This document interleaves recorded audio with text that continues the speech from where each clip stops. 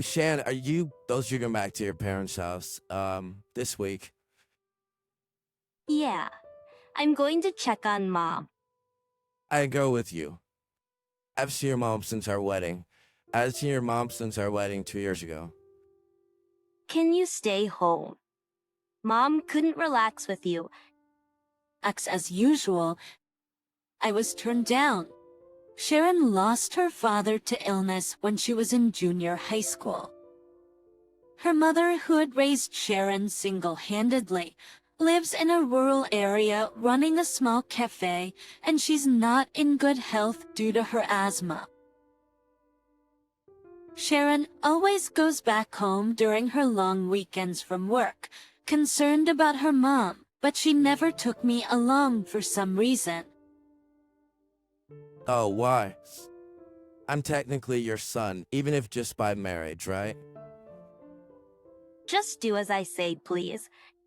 She refused me again, gently but firmly, and I was knocked down once more. Why doesn't she want to take me to her house? We got married 2 years ago after dating for 2 years, and I still can't figure out why. Other than that, married life is going well. She works at the same company in a different department, and although she's a little clumsy at times in her personal life, it only made her more endearing. In short, I'm head over heels for Sharon. Then one day, a young male employee was promoted from the countryside to my department. It's just that about, Eddie, as to meet you. Eddie was quite the handsome guy even to me. Well, I sighed as seeing the female employee's glances changed. I taught Eddie his job. Eddie was excellent. Though he didn't talk much, his gentle manner was popular with clients, and most importantly, he was a quick learner. Once taught, he never needed to be told again. This young guy is surprisingly serious. No wonder he got promoted from the countryside. I took a liking to him, and he seemed to respect me. Book-wise, there were no issues. Just one thing nagged at him. Eddie and Sharon seemed unnaturally close. It wasn't anything overt like flirting. How to put it? They just seemed very comfortable with each other when talking about work. They looked too natural standing together. Mike, aren't you bothered by that? Even the unnecessary comments from female colleagues never ceased, and though I brushed it off with a laugh, I was bothered deep down. But I couldn't ask Sharon. I didn't want to seem like a small man. I didn't realize at the time how much I would regret this petty pride. 3 months after Eddie's arrival, I was called in by my boss. I was being considered for a transfer to the Japanese branch. This was the golden path to success in my company. I was thrilled by the opportunity. As I left my boss's office, I wondered what to tell Sharon, but I thought it would be fine. Sharon, who works at the same company, would surely understand how important the move to Japan is. I believed she would come with me. I'm sorry. I can't go. Sharon's decision at dinner was swift and firm. What? Why? I can't leave my mom alone. I'm sorry, can you go on your own? Mike? Wait a minute. I understand worrying about your mom, but you're my wife, right? I wanted to say that she should prioritize me, but only screamed it inside my head. But she refused to budge. In the end, it escalated into a big fight. I think that she who valued her family is a wonderful woman. But is it wrong to want her to prioritize me, her husband, above all else? I'm sorry, but I'm not planning to discuss this any further. Forgive me.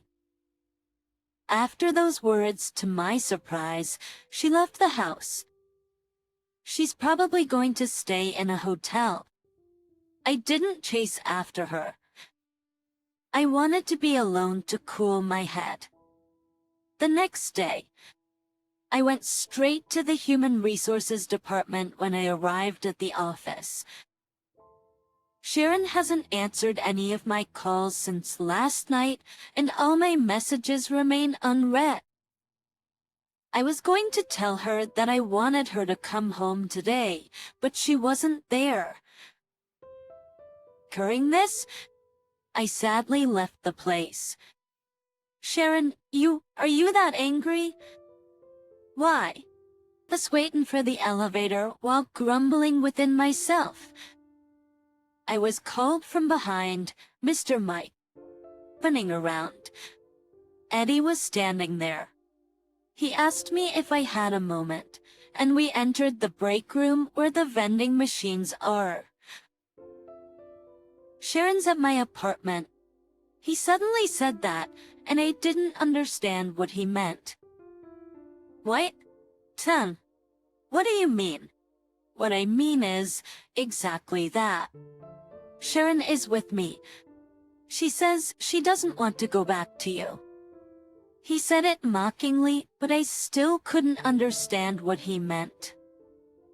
Eddie looked at me with pity and contempt and sighed. I know it's rude to speak to my boss this way, but I won't hold back since it's a private matter. She wants to break up with you, so she's escaped to me. Do you get it now? There's no way to understand. I felt the blood rush to my head. Oh, you guys are a thing. Please stop using vulgar language. She is the most important thing in the world to me. He said it brazenly. What is this guy talking about? You're my boss. You're Mike, so I thought I'd keep it a secret, but since you're going to, Japan. Sharon says okay to tell? I grabbed Eddie's collar. We're at the office, please calm down. But who on earth can keep their cool? I need to start. When did you guys start this relationship? It was long before you even met her, so you have no right to say anything. Are you saying Sharon's been betraying me since before our marriage? I raised my fist but was easily dodged. Then, I fell forward and got to my knees. Eddie straightened his disheveled tie. He looked down at me and smirked. By the way, you're gonna Japan, right? It's good. I didn't want it to be awkward in the same workplace. And so we would either be awkward in the same workplace, leave her to me and pursue your career without any worries. He waved his handle-B and left the break room. I was stuck in place and unable to move. I did get to see Sharon later. She only said, "I'm sorry and please break up with me," when I questioned her about her relationship with Eddie. Our conversation remained as far apart as ever, and the day to leave for Japan came. In the end, the divorce papers were still pending and packed in my suitcase. I don't care if I'm considered a fool. I still love Sharon even now. I didn't want to break up. I thought I'd accept the divorce if her decision hasn't changed when I return in 3 years. In Japan, I worked frantically. I didn't want to think about anything else, so I worked to the point where everyone around me was amazed. "You're much more serious than the serious Japanese," my colleagues would say, astonished. Thanks to that, I was able to avoid thinking about Sharon. I didn't receive any contact from her while in Japan. I suppressed the urge to call her many times and immersed myself in work. after 3 years, the feeling of resignation grew stronger. I had reached the point where I thought I would grant Shireen the divorce she wanted once I returned home. 3 years flew by, and 1 week before returning home, a letter arrived. It was addressed to the company and placed on my desk when I came to work. Who could it be? I wonder if I even know anyone who writes letters these days. Picking it up with curiosity. Like apple piece of tea even at Christmas, people send emails and text messages instead of cards. It's been years since I've received an actual letter. The sender's name is not written on it. When I open the envelope, there are several sheets of paper inside. To Mike, I hope you are well. It's Sharon's mother. What? I can't help but scream. People around me stare at me, puzzled. I hurry into an empty conference room. I unfold the paper with trembling hands and start reading. What was written there was a shocking truth and deep words of apology. Sharon is not my real daughter. Her birth mother suffered from mental illness and abandoned her, leaving her and going out of the house.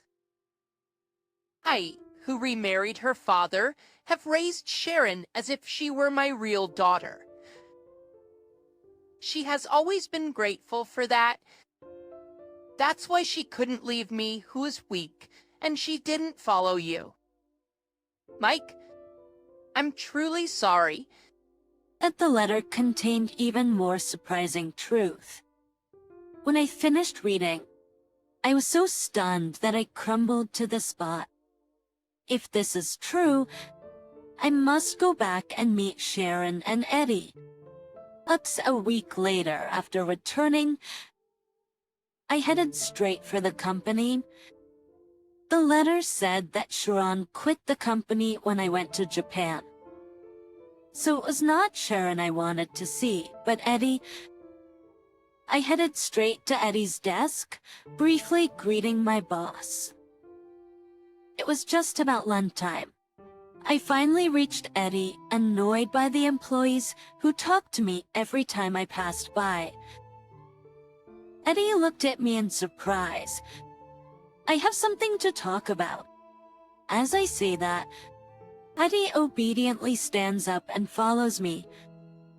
We enter a cafe on the first floor of the building. We don't speak a word to each other until the coffee arrives.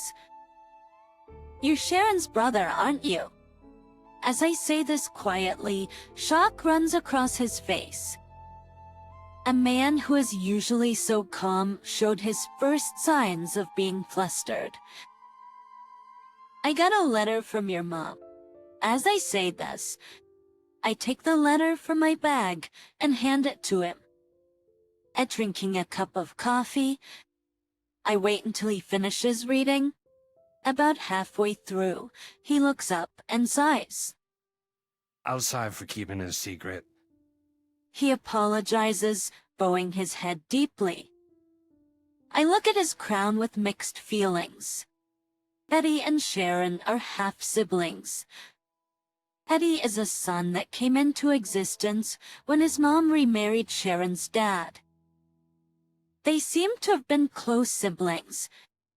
It's Eddie, who started to work at the branch of the same company as Sharon, commuted from home and took care of his mom who had asthma. But then he got transferred to the main office. He wanted to quit and stay with his mom, but Sharon said, now it's my turn to take care of mom. I'll quit my job and go back home. You've been with mom all along. It's my turn now. At her words, he asked, but what about Mike? Then Sharon seems to have asked him not to tell me. You're a kind person, Mike, so she thought that if she had told you everything, you'd have said you'd quit your job and follow her. of you're talented, so she didn't want to take your future away from you. I didn't shout or that it wasn't just it's from me, your sounds, bro. Sharon also never mentioned having a brother, and you didn't even come to the wedding, did you? I think she didn't want you to know about her past. Sharon had suffered harsh treatment from her birth mom. She didn't want to say that her current mom wasn't the real one. She loves her that much. It was a story that made sense in a way, but was also very complicated. Does tu see? In other words, didn't she choose her mom over me? In order to make you give up on her, Sharon pretended to have an affair with me. I played the part of a nasty man. So far, I was like, that's really injured the morale quite a bit. I meant it sarcastically, but Eddie laughs. Oh, you knew? I thought about hitting him, but his bright smile made me lose the urge. Sharon loves you. Like, please believe her. When he said that, I nodded. I decided to go see her and arranged for Eddie to guide me to her home. On Sunday, we drove 3 hours in Eddie's car to Sharon's family home. There is a small cafe tucked away in the mountains that looks like something out of a fantasy novel. Upon opening the thick wooden door, I heard a voice say, "Welcome." It's the first time I've heard Sharon's voice in 3 years. Mike, long time no see. What? Why? Why are you here? Why is Eddie with you and... Everything's out in the open now. As Eddie spoke, Sharon turned bright red in an instant. She confronts Eddie. "You told him, didn't you?" she exclaimed. I sent the letter. Her Millie emerged from the back kitchen as saying so.